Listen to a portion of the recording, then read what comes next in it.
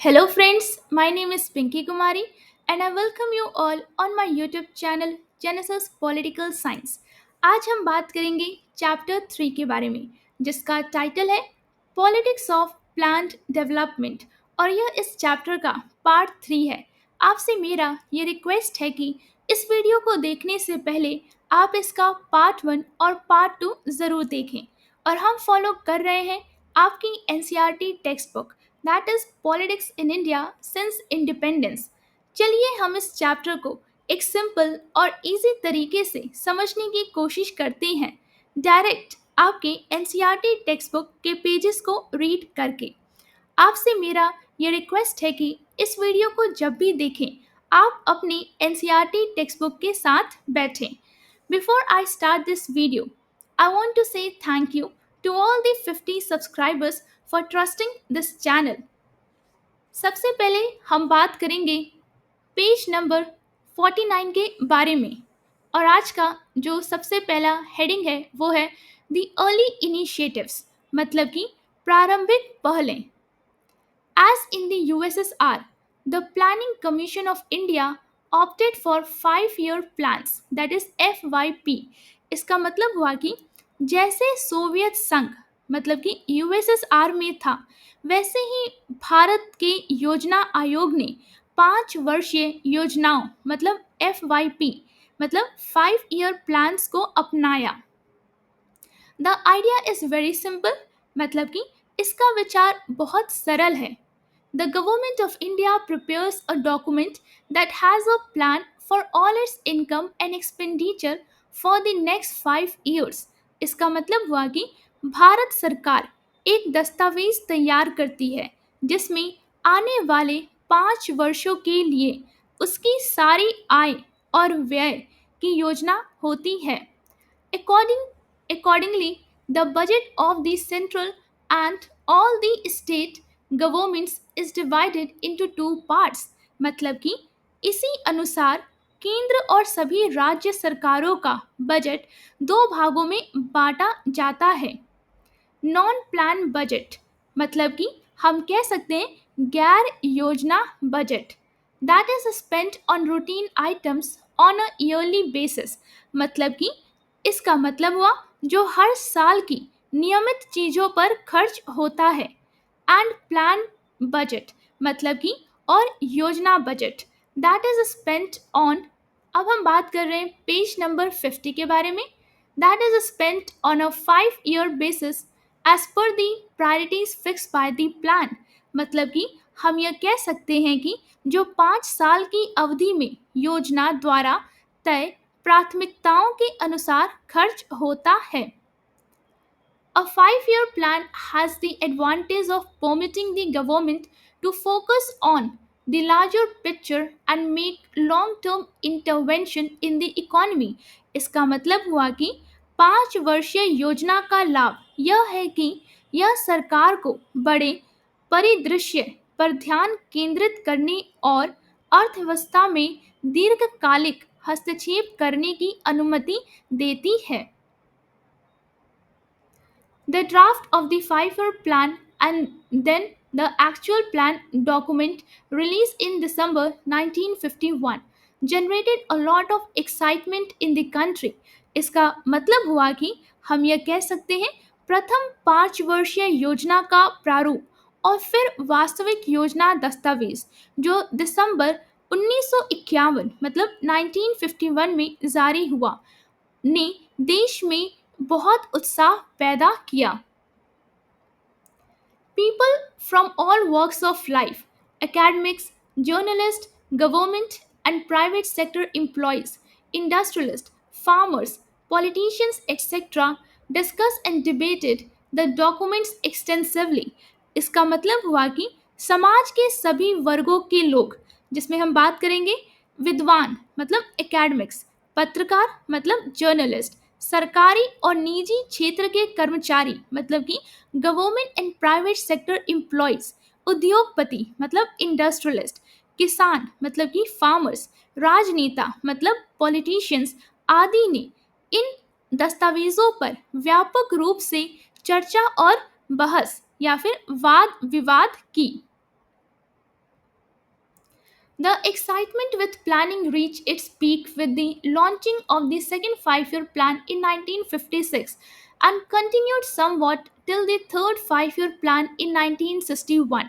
इसका मतलब हुआ कि योजना के प्रति उत्साह अपनी चरम सीमा पर 1956 में द्वितीय पंचवर्षीय योजना के शुभ आरंभ के साथ पहुंचा और कुछ हद तक 1961 में तृतीय पंचवर्षीय योजना तक जारी रहा।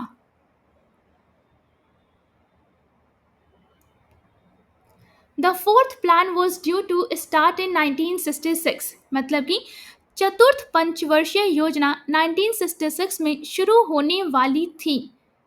By this time, the novelty of planning had declined considerably, and moreover, India was facing acute economic crisis.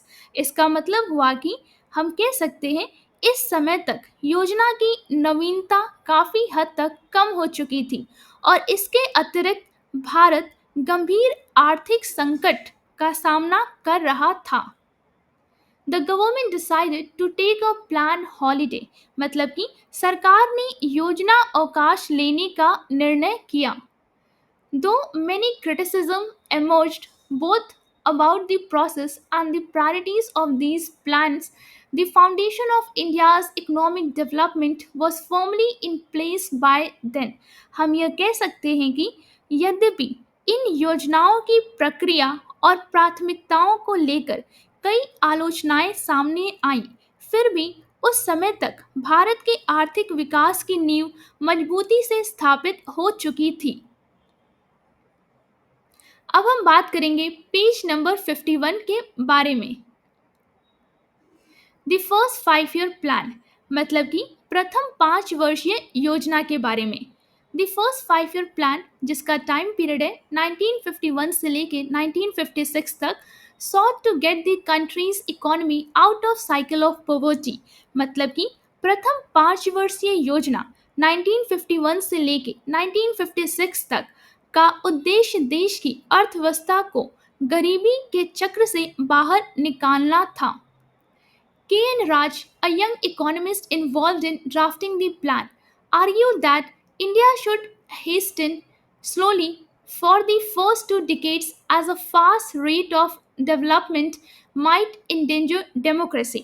इसका मतलब हुआ कि के.एन. राज, जो इस योजना के मसौदे में शामिल एक युवा अर्थशास्त्री थे, ने तर्क दिया कि भारत को शुरुआती 2 दशकों में धीरे धीरे आगे बढ़ना चाहिए क्योंकि बहुत तेज विकास दर लोकतंत्र को खतरे में डाल सकती है। The first 5 year plan addressed mainly the agrarian sector including investment in dams and irrigation. इसका मतलब हुआ कि प्रथम 5 वर्षीय योजना ने मुख्य रूप से कृषि क्षेत्र को ध्यान में रखा, जिसमें बांधों और सिंचाई में निवेश शामिल था। Agricultural sector was hit hardest by partition and needed urgent attention, मतलब कि कृषि क्षेत्र विभाजन से सबसे अधिक प्रभावित हुआ था और उसे तात्कालिक ध्यान देने की आवश्यकता थी। Huge allocations were made for large scale projects like Bhakra Nangal dam, इसका मतलब हुआ कि भाखरा नागल बांध जैसी बड़े पैमाने की परियोजनाओं के लिए भारी निवेश किया गया। The plan identified the pattern of land distribution in the country as the principal obstacle in the way of agricultural growth, मतलब कि योजना ने देश में भूमि वितरण की व्यवस्था को कृषि विकास के मार्ग में मुख्य बाधा के रूप में पहचाना। It focused on land reforms as the key to the country's development. हम यह कह सकते हैं कि इसने भूमि सुधारों को देश के विकास की कुंजी के रूप में केंद्रित किया। One of the basic aims of the planners was to raise the level of national income, which could be possible only if the people saved more money than they spent. हम यह कह सकते हैं कि योजनाओं के मूल उद्देश्यों में से एक था राष्ट्रीय आय के स्तर को बढ़ाना, मतलब कि to raise the level of national income, जो तभी संभव हो सकता था जब लोग अपनी खर्च की तुलना में अधिक धन बचाते। As the basic level of spending was very low in the 1950s, it could not be reduced anymore. इसका मतलब हुआ कि क्योंकि 1950 के दशक में खर्च का बुनियादी स्तर पहले से ही बहुत कम था, इसे और घटाया नहीं जा सकता था। So the planners sought to push savings up. इसका मतलब हुआ कि इसलिए योजनाकारों ने बचत को बढ़ाने का प्रयास किया। That too was difficult as the total capital stock in the country was rather low compared to the total number of employable people. इसका मतलब हुआ कि यह भी कठिन था क्योंकि देश में कुल पूंजी भंडार रोजगार योग्य लोगों की कुल संख्या की तुलना में काफी कम था। Nevertheless, people's savings did rise in the first phase of the planned process until the end of the third 5 year plan. हम यह कह सकते हैं कि फिर भी नियोजित प्रक्रिया के पहले चरण में लोगों की बचत बढ़ी और यह वृद्धि तीसरी पंचवर्षीय योजना के अंत तक जारी रही। But the rise was not as spectacular as was expected at the beginning of the first plan.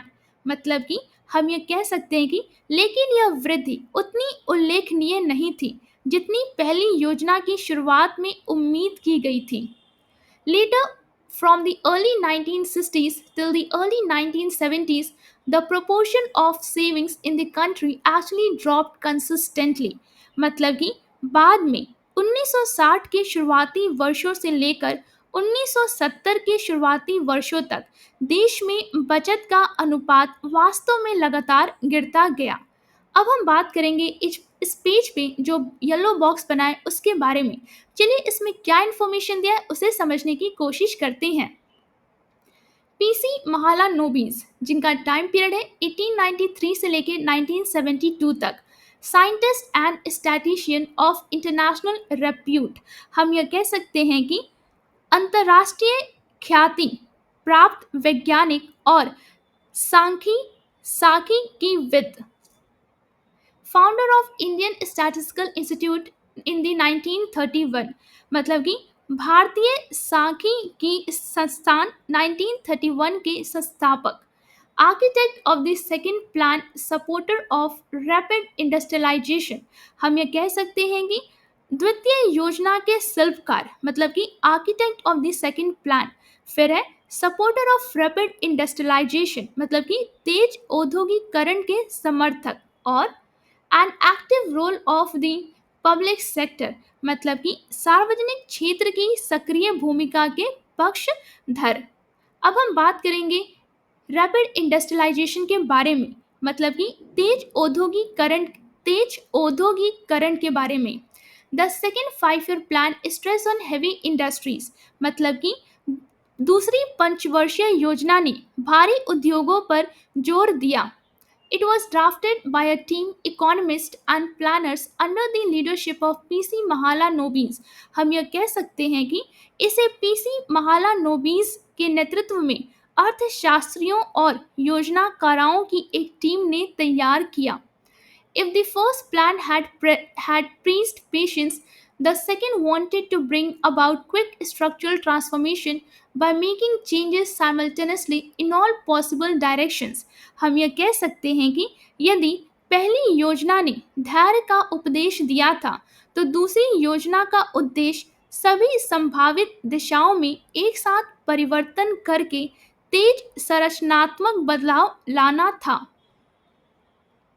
Before this plan was finalized, the Congress Party and its session held at Awadhi near the then Madras city। इसका मतलब हुआ कि near the Madras city passed an important resolution।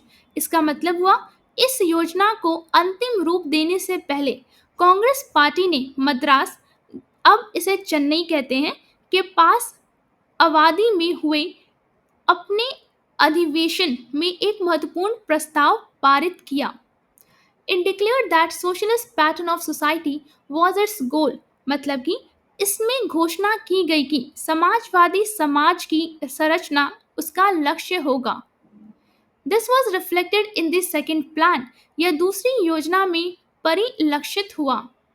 The government imposed substantial tariffs on import in order to protect domestic industries। मतलब कि घरेलू उद्योगों की रक्षा के लिए सरकार ने आयात मतलब कि इंपोर्ट्स पर भारी शुल्क लगाए। Such protected environment help both public and private sector industries to grow। मतलब कि ऐसा संरक्षित वातावरण सार्वजनिक और निजी दोनों क्षेत्रों के उद्योगों की वृद्धि में सहायक हुआ।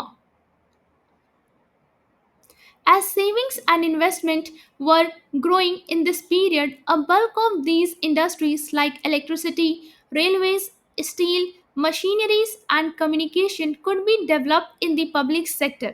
हम यह कह सकते हैं कि इस अवधि में बचत और निवेश बढ़ रहे थे, इसलिए बिजली, रेल, इस्पात, इस्पात को कहते हैं स्टील, मशीनरी और संचार जैसे अधिकांश उद्योग सार्वजनिक क्षेत्र में विकसित किए जा सके। Indeed, such a push for industrialization marked a turning point in the India's development। इसका मतलब हुआ कि वास्तव में औद्योगिकरण की इस तरह की पहल ने भारत के विकास में एक मोड़ ला दिया। अब हम बात करेंगे पेज नंबर 52 के बारे में। It however had its problems as well. हम यह कह सकते हैं कि फिर भी इसमें कुछ समस्याएं भी थी। India was technologically backward, so it had to spend precious foreign exchange to buy technology from the global market. हम यह कह सकते हैं कि भारत तकनीकी रूप से पिछड़ा हुआ था, इसलिए उसे वैश्विक बाजार से तकनीक खरीदने के लिए कीमती विदेशी मुद्रा खर्च करनी पड़ती थी। That part as industry attracted more investment than agriculture, the possibility of food shortage loomed large। इसका मतलब हुआ कि इसके अलावा चूंकि उद्योगों में कृषि की तुलना में अधिक निवेश हो रहा था, इसलिए खाद्यान्न की कमी की आशंका बनी रहती थी। The Indian planners found balancing industry and agriculture really difficult। मतलब कि भारतीय योजनाकारों को उद्योग और कृषि के बीच संतुलन बनाना वास्तव में कठिन लगा।